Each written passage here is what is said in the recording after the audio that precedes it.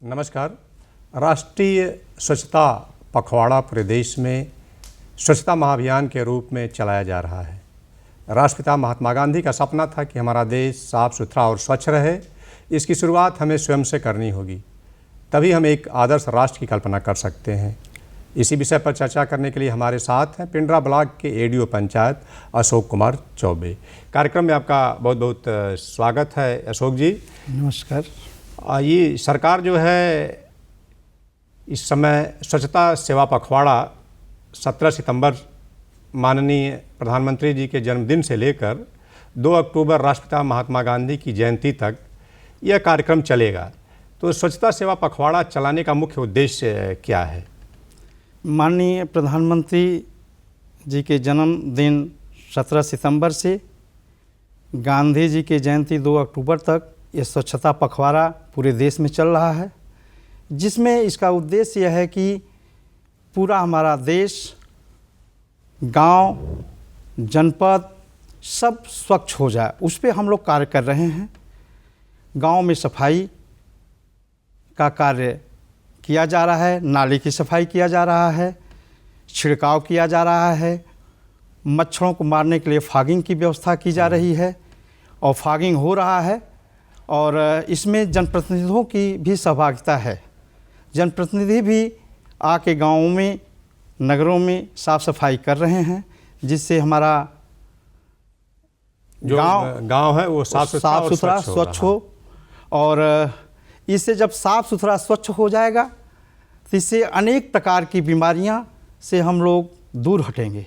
और कहा जा रहा है कि स्वच्छता ही सेवा, एक स्वच्छता ही सेवा मतलब ये मान करके लोग चलें कि साफ सफाई करना हमारा एक नैतिक काम भी है। हाँ, इसको जनता स्वीकार भी कर रही है कि गांव में यदि साफ सफाई रहेगी तो हम लोग स्वच्छ रहेंगे और बीमारियों से बचेंगे। और जब बीमारी से बचेंगे तो हमको तरह तरह की जो बीमारियां आती हैं डॉक्टर के पास जाना नहीं पड़ेगा, उससे हमारा धन की बचत होगी और हम स्वस्थ रहेंगे। मतलब एक आर्थिक भी बचत क्षति होती है उससे हम बच जाएंगे। अशोक जी, खुले में शौच से तो मुक्ति हम पा लिए हैं, लेकिन उसकी निरंतरता बनी रहे तो इस दिशा में आप लोग किस तरह से काम कर रहे हैं? इस दिशा में हम लोग कंटिन्यूटी बनाने के लिए गाँव में जनता को जागरूक कर रहे हैं कि जो शौचालय बने हुए हैं, जिनके पास शौचालय है उसका उपयोग करें, बाहर न जाएं। और मोटिवेशन मेरा उनका चल रहा है। 80% लोग, 80 से 90% लोग खुले में शौच नहीं कर रहे हैं। और जो बचे हैं उनके लिए हमारे यहाँ ग्राम पंचायतों में सामुदायिक शौचालय बनाया गया है, उसका उपयोग कर रहे हैं। और जैसे किसी के घर कोई बारात आ जा रही है, उसका भी सामुदायिक शौचालय से उपयोग हो रहा है। मेरा गांव पूर्ण रूप से स्वच्छ है और शौचालय ODF मुक्त है। तो किस तरह से जन सहभागिता लोगों की मतलब देखने को मिल रही है स्वच्छता को लेकर के? स्वच्छता के लिए देखने के ये मिल रही है कि हम लोग जब अपने जाते हैं गांव में तो देख रहे हैं पहले जो बहुत गंदगी भरी थी, अब वहाँ बहुत साफ सुथरा है। लोगों के अंदर जागरूकता हो रही है कि साफ सफाई पर विशेष ध्यान रख रहे हैं और साफ सुथरा करके अपने दरवाजे को, अपने गली को, अपने मोहल्ले को, एक दूसरे को प्रेरित स्वतः कर रहे हैं और स्वच्छ गांव दिख रहा है। अशोक जी, सबसे बड़ी समस्या आती है ठोस और तरल जो अपशिष्ट होता है उसका प्रबंधन करना। तो ठोस और तरल जो अपशिष्ट है उसका प्रबंधन आप लोग किस तरह से करते हैं, खास करके गाँव में और शहरों में? ठोस तरल अपशिष्ट प्रबंधन के लिए हम पहले गांव की जनता की बैठक किए और उनको मोटिवेट किए कि आप अपने यहाँ 2 बाल्टी रखिए, एक सूखा के लिए और एक गीले के लिए, कचड़े के लिए। तो उसमें वो लोग रखे रहते हैं। गांव में मेरी गाड़ी जाती है, सफाई कर्मी लेकर के जाता है।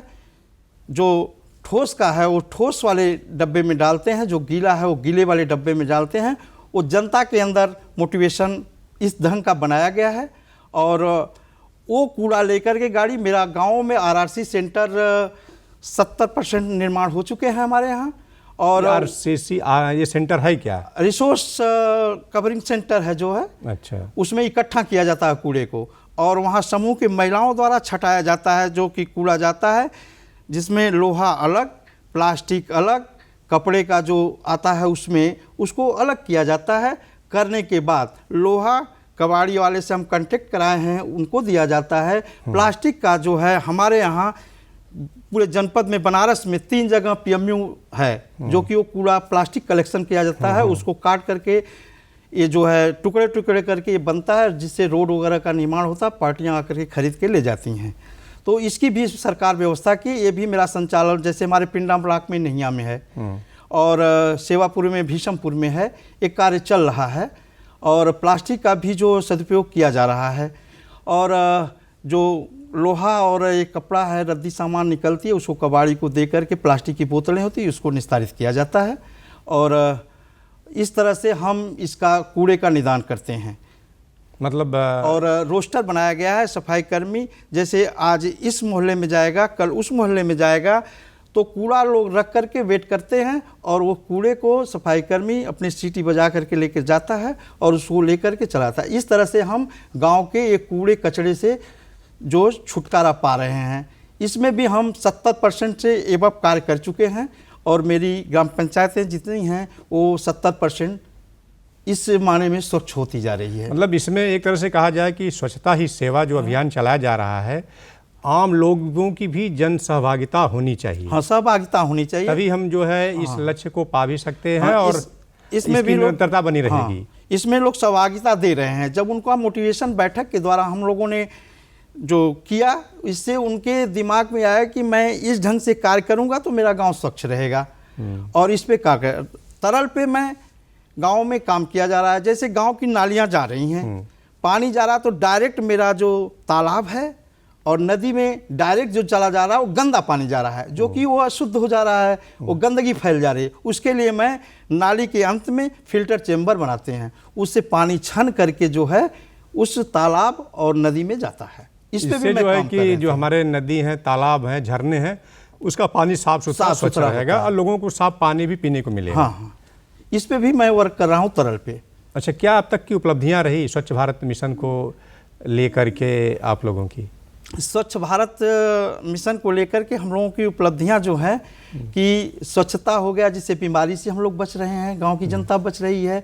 पानी यदि गंदा जाता है, पीते हैं, तो इसलिए उनको जो है बीमारियां उत्पन्न होती हैं। जैसे हैंडपंप का पानी है, वहाँ गंदगी होती है, तो उस पर हम लोग जो कार्य करते हैं, शोक पीट बना करके पानी उसमें जाता है, तो ज़्यादा नीचे नहीं जा पाता है कि फिर वही गंदगी के पानी कीटाणु के आवें। तो वो पानी वो जार ऊपर करता है, उसका जो है मानक होता है, उस मानक के हिसाब से हम शोक पीट बनाते हैं ताकि पानी पीने के लिए भी शुद्ध मिलता है। अच्छा अशोक जी, एक नारा भी है, कैंपेन भी है आप लोग चलाते हैं कि एक कदम स्वच्छता की ओर, तो ये क्या इंगित करता है कि मतलब एक कदम आप भी बढ़ाइए तो दूसरा कदम हम भी बढ़ाएंगे? तो हम लोग जब जनता को जागरूक करते हैं तो उनके अंदर ये भावना आ जाती है कि जब संवर्ग कर्मचारी, जनप्रतिनिधि सभी लोग मिलकर के एक कदम आगे बढ़ने के लिए प्रेरित कर रहे हैं, तो इनके में कंधा में मिला करके हम गांव को क्यों न स्वच्छ बना दें। तभी जो है हमारा गांव, शहर, महात्मा गांधी जी के सपना पूरा हो जाएगा, मतलब सब साकार होंगे। ठीक है अशोक जी, इसमें केवल कर्मचारी और सफाई कर्मियों की ही जिम्मेदारी नहीं है, इसमें सबकी जन सहभागिता होनी चाहिए, तभी जो है हमारा गांव, शहर और कस्बा साफ सुथरा और स्वच्छ रह सकता है। जानकारी देने और चर्चा करने के लिए आपका बहुत बहुत धन्यवाद। नमस्कार। नमस्कार।